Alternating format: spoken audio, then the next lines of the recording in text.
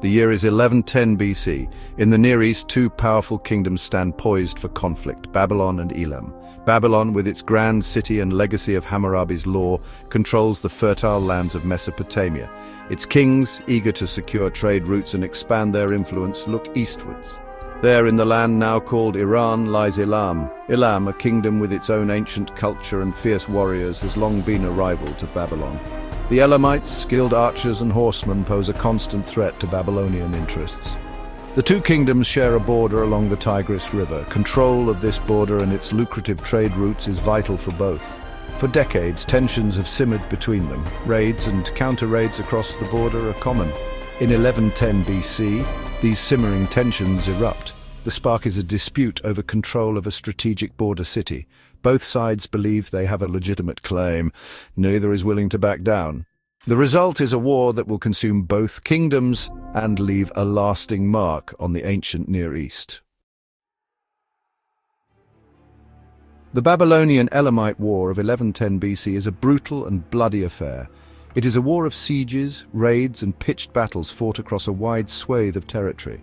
The war begins with a Babylonian offensive. Their armies, led by King Nebuchadnezzar I, march east into Elamite territory.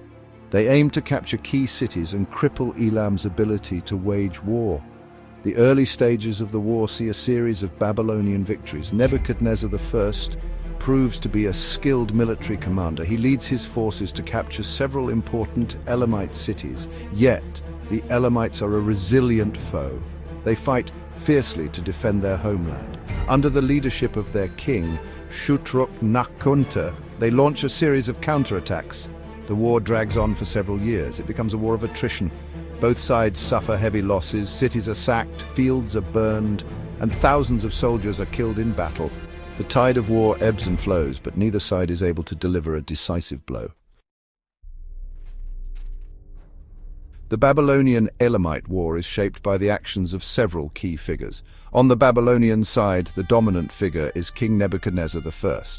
A shrewd ruler and a capable general, Nebuchadnezzar I is determined to break Elamite power. He leads his armies with skill and determination. He seeks to expand Babylonian power and prestige. Opposing Nebuchadnezzar I is the Elamite king Shutruk-Nakkhunta, a courageous and charismatic leader. Shutruk-Nakkhunta rallies his people to resist the Babylonian invasion. He is a skilled warrior who personally leads his troops in battle. His name becomes synonymous with Elamite resistance to Babylonian aggression. These two kings are the driving forces behind the war. Their ambitions and rivalries fuel the conflict. Their decisions determine the course of the war, and their legacies are forever intertwined with the outcome of this bloody struggle. Section 4. Battlefield Tactics, Strategies of Babylon and Elam. The Babylonian Elamite War is notable for the different military strategies employed by each side.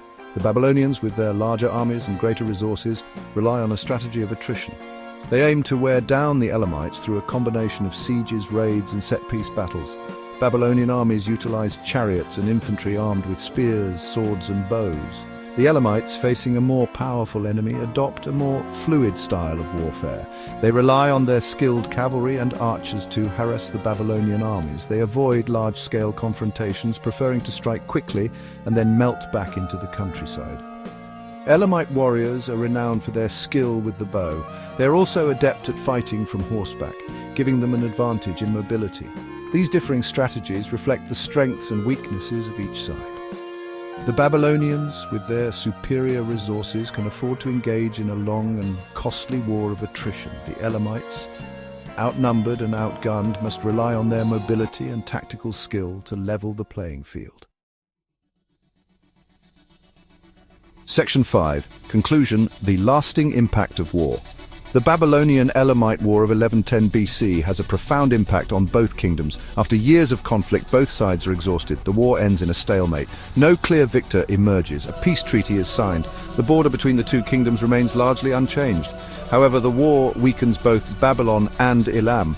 Their economies are shattered, their armies are depleted, and their people are weary of war. This weakness creates a vacuum of power in the region. Other powers, sensing an opportunity, begin to encroach on Babylonian and Elamite territory. The war also has a lasting cultural impact. It fuels a deep-seated animosity between Babylonians and Elamites. This animosity will continue to influence relations between the two kingdoms for centuries to come. The war serves as a cautionary tale about the costs of conflict. It demonstrates how even the most powerful kingdoms can be brought low by war.